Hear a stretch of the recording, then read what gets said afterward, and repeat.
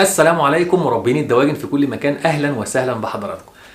تخيل عزيزي المربي لما يكون معاك منتج بيعالج الميكوبلازما والكوليستريديا والبكتيريا عامه ايكولاي وسالمونيلا، وكمان تقدر تشتغل بيه حقن او في مياه الشرب، وكمان بينزل في اي عمر لكل انواع الطيور. بالاضافه لده كله تاثيره على الكليه والكبد ما هوش شديد، ما هوش مجهد للكليه والكبد، كمان تقدر تستخدمه كمنشط نمو.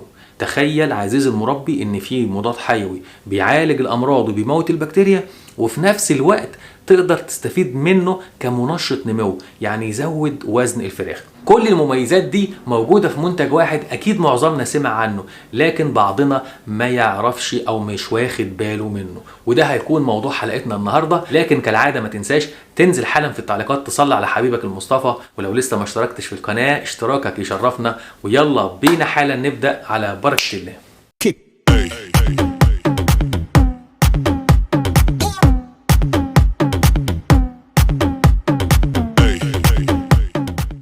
اهلا بحضراتكم. عنوان حلقتنا النهارده او البطل او الحصان الاسود بتاعنا النهارده هو منتج اسمه اللينكوسبكتين، عباره عن لينكوميسين مع سبكتينوميسين في منتج واحد في علبه واحده. هتروح الصيدليه البيطريه هتسال عليه هتلاقيه مشهور ومعروف، لكن عيبه الوحيد انه غالي، فمش هينفع تحطه عمال على بطال.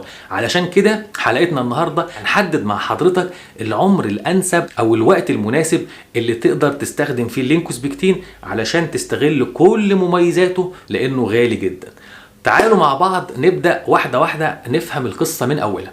اللينكوسبكتين بيشتغل على الميكوبلازما زي ما قلنا والكوليستريديا والبكتيريا عامه. طيب افضل عمر واكتر ميعاد تقدر تستخدم فيه اللينكوسبكتين وتستغل فوائده انك ما تحضنش عليه، استخدمه بعد التحضين، يعني من عمر 5 ايام فيما فوق. ليه؟ لان ايام التحضين مفيش لسه كوليستريديا، الكتكوت لسه ما عندوش مرض الكوليستريديا.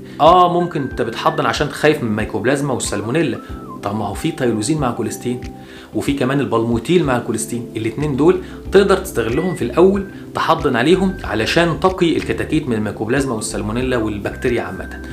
لكن اللينكوسبكتين انه بيشتغل كمان على الكوليستريديا، فتقدر انك تأجله عند وقت ظهور الكوليستريديا، وفي الاغلب الكوليستريديا بتظهر من بعد عمر 5 ايام. اذا افضل ميعاد تقدر تنزل فيه اللينكوسبكتين هو من عمر 5 ايام لاخر الدورة. طيب نحط البرنامج وقاية ولا علاج؟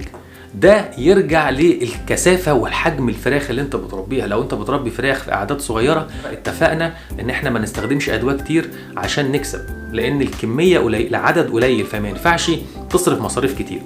فلازم تستخدم اللينكوسبكتين في الحالة دي كبرنامج علاجي، ما ينفعش تحطه وقائي. ابقى عارف لنفسي كده ان لو اتزنقت وفي مثلا فراخ فيها مشاكل كتير زي ميكوبلازما على كوليستريديا على يعني الدنيا، بدل ما اروح اعطل نفسي واجيب ادويه كتير وهتاخد وقت معايا، لا الافضل ان استخدم اللينكوسبكتين.